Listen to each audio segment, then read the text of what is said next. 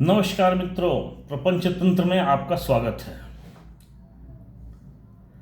आज की शुरुआत पंचतंत्र की एक कथा से। एक सियार और एक सियारिन वन में घूम रहे थे अपने भोजन की तलाश में। तब तक उन्हें एक सांड दिखा, और सांड से ज़्यादा सांड की पिछली दोनों टांगों के बीच में लटकते हुए बड़े बड़े अंडकोश दिखे। सियारिन ने कहा कि स्वामी, वो फल देखिए कितने लाल लाल पके हुए दिख रहे हैं, कभी भी टपक सकते हैं। उनके पीछे ही चलते हैं, टपक जाएगा तो उसको उठा के खाएंगे। देख के लग रहा है क्या अतुलनीय स्वाद मिलेगा। सियार ने कहा वो तो बहुत अच्छी बात है। सियार सियारिन दोनों उसके पीछे लग गए और महीनों उसके पीछे घूमते रहे। उस पके फल को न टपकना था न टपका। अंत में सियार ने माथा पीट लिया और सियारिन से कहा कि चल चल, जो खा रहे थे वही खाते हैं, इसी चक्कर में हमारी जान भी जाएगी। तो वो लटकते हुए अंडकोश हैं, चुनाव आयोग बिक गया है, ईवीएम हैक हो गई है, सारी मशीनरी सरकार से मिल चुकी है और इंडी अलायंस के सभी पार्टनर उसी अंडकोश के पीछे घूम रहे हैं। उन्हें नहीं पता कि ये फल कभी टपकेगा नहीं।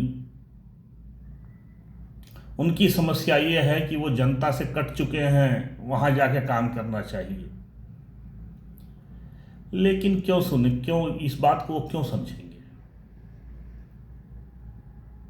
जैसे आपने अगर हैरी पॉटर देखी होगी तो जो जादू मंत्री होते हैं वो इस बात को मानने को तैयार नहीं है कि वोल्डेमॉर्ट वापस आ गया है। हालांकि उनके सामने अकाट्य सबूत होते हैं कि वोल्डेमॉर्ट वापस आ चुका है, फिर भी क्यों नहीं मानते हैं? क्योंकि ये मानने से उनको काम करना पड़ेगा, मेहनत करनी पड़ेगी, वोल्डेमॉर्ट से लड़ने की तैयारी करनी पड़ेगी, और अगर ये काम ठीक से न कर सके तो उनकी कुर्सी भी जा सकती है। इसलिए अपनी कुर्सी बचाने के लिए और सब कुछ शांतिपूर्वक चलता रहे, इसके लिए वो ये मानने को तैयार नहीं है कि वोल्डेमॉर्ट आ गया है। वैसे ही जो विपक्षी दल हैं वो ये मानने को तैयार ही नहीं है कि उनके पैरों के नीचे से जमीन खिसक चुकी है। कभी इधर उछल रहे हैं, कभी उधर उछल रहे हैं, कभी उधर उछल रहे हैं। वैसे ये ईवीएम हैकिंग या ईवीएम की अविश्वसनीयता की कथा नई नहीं है, और न ही इंडी अलायंस और राहुल गांधी और बाकी टीम जो है वो पहली टीम है जो कि ईवीएम पे आरोप लगा रही है। ये महान काम भारतीय जनता पार्टी भी पहले कर चुकी है। जी हाँ, जब अटल जी के शानदार 5 सालों के बाद 2004 में भाजपा बुरी तरह हारी थी तो अडवाणी जी ने ईवीएम को अविश्वसनीय बताया, कहा कि ना, ये नहीं हो सकता। एक भाजपा नेता गिरीश कुमार थे, उन्होंने भी कहा कि अरे ये तो ऐसा है कि अपना हम वोट किसी को दे दे, वो पर्ची फाड़ के फेंक दे, और पूरे दिन लोग देते रहे उसको पर्ची, और वो फाड़ कर फेंक दे, और शाम को कहे ये जीत गया, ये हार गया। उसको रीचेक करने का हमारे पास कोई तरीका नहीं होगा। और यही नहीं, जब भारतीय जनता पार्टी 2009 में हारी तब तो बिल्कुल भाजपा भी पैंट खोल के नाचना शुरू हो गई थी।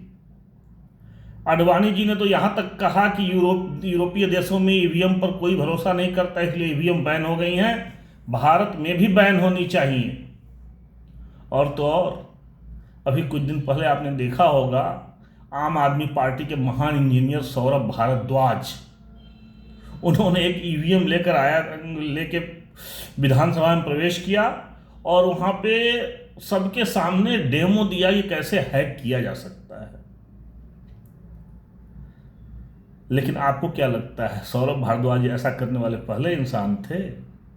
नहीं, इसके पहले भाजपा नेता किरीट सोमैया ये कारनामा कर चुके थे। और किरीट सोमैया जो मशीन इस्तेमाल की वो सौरभ भारद्वाज वाली मशीन से लाख गुना सोफिस्टिकेटेड थी। उनके चेले थे हरिप्रसाद, उन्होंने कहीं से व्यवस्था की एक ईवीएम मशीन की। और उसकी चिप को उन्होंने दिखाया कि ये दोबारा रिप्रोग्राम की जा सकती है और रिप्रोग्राम करके मतों में हेरा फेरी की जा सकती है। और बकायदे इसका प्रेस के सामने डेमो दिया गया।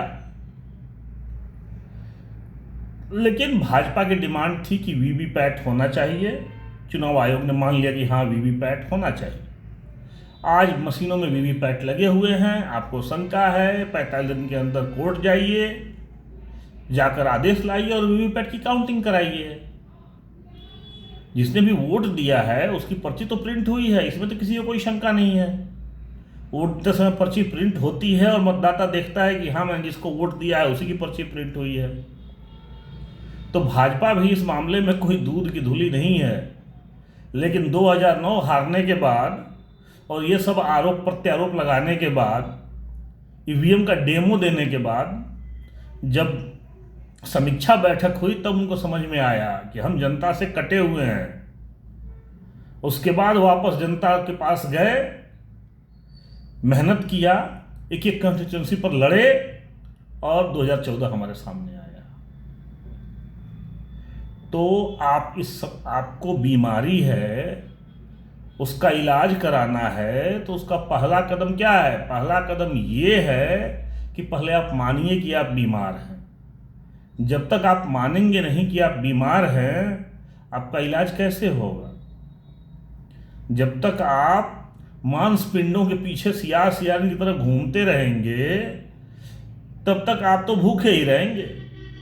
वो फल तो टपकेगा नहीं और बाकी भोजन की व्यवस्था आप कर नहीं रहे। तो चुनाव आयोग के पीछे घूमना छोड़ना पड़ेगा।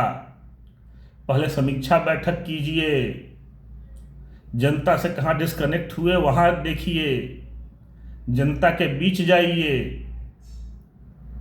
ईवीएम का रोना रोने से, चुनाव आयोग का रोना रोने से आपको कुछ नहीं मिलने वाला। चुनाव आयोग बस चैलेंज कर देता है कि भैया ये है मशीन, आप हैक करके दिखाओ। और ये पहली बार नहीं है। जब किरीट सोमैया ने डेमो दिया था उस समय भी चुनाव आयोग ने यही किया था। कहा था ये 100 मशीनें रखी हुई हैं। 100 मशीनें रैंडमली 10 राज्यों से लाई गईं और हर राज्य से रैंडमली 10 मशीनें चुनी गईं। चुन के ले आकर रख दिया गया, बोला भैया किसी भी तरीके से इनको हैक करके दिखाओ। बस इनका हार्डवेयर नहीं छेड़ना है, उठा पटक नहीं करनी है, खोल खाल नहीं करना है। बाकी आपको जो मशीनरी चाहे यूज़ करो, इसको हैक करो। और तब भी यही हुआ जो पिछली बार हुआ था। किसी की हिम्मत नहीं हुई आकर उन ईवीएम मशीनों को चैलेंज करने की। तो बार बार आप कहें चुनाव आयोग बिक चुका है तो आप कहते रहिए, भाजपा चुनाव जीतती रहेगी। भाई साहब एक बार आप ये तो सोचिए कि जब ईवीएम अपना है, चुनाव आयोग अपना है, तो भाजपा बंगाल में क्यों नहीं जीत जाती है? बंगाल में तो एग्जिट पोल ही बताते हैं कि भाजपा जीत रही है, भाजपा जीत रही है। जब रिजल्ट आता है तो भाजपा मुंह के बल गिर जाती है। या फिर ममता बनर्जी को देखते ही हैकिंग का जो पेचकस पाना है अमित शाह का, वो काम करना बंद कर देता है। जी नहीं, ममता बनर्जी के पास कैडर है। वो कैडर जो जमीन पे खड़ा होता है, साम दाम दंड भेद हर तरीका अपनाता है कि फर्जी वोट डाले जाएं। अगर फर्जी वोट न डाल सकें तो भी ये सुनिश्चित अवश्य करते हैं कि विपक्षी पार्टियों के वोटर बूथ तक न पहुंच सकें। अगर वो बूथ तक जाते हैं, चुनाव आयोग सख्त है, पैरामिलिट्री मौजूद है, तो भी इशारे से समझा देते हैं कि आज तो तुम सुरक्षित हो, जाकर वोट डाल आओगे, लेकिन कल भी यही रहना है। तो ममता बनर्जी जीतने के पीछे मेहनत करती हैं। ईवीएम हैक नहीं होता। तमिलनाडु में पिछले विधानसभा चुनावों में या लोकसभा चुनाव में हमारे अन्नामलाई जी फेवरेट थे। मुझे भी लग रहा था 3 या 4 सीटें तो तमिलनाडु से भाजपा ले ही लेगी, लेकिन तमिलनाडु में भी भाजपा ने अंडा दिया।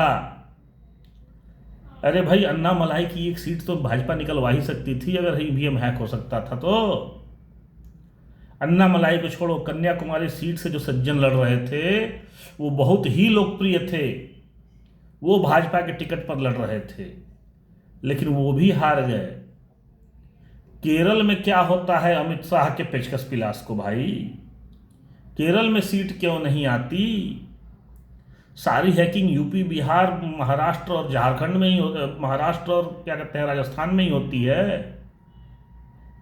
झारखंड में भी भाजपा शक्तिशाली पार्टी थी, रघुवर दास गवर्नमेंट के पास तो सब कुछ था, सरकार अपनी थी, केंद्र में सरकार अपनी थी, सब कुछ अपना था, फिर भी सोरेन के आगे हार गए ना।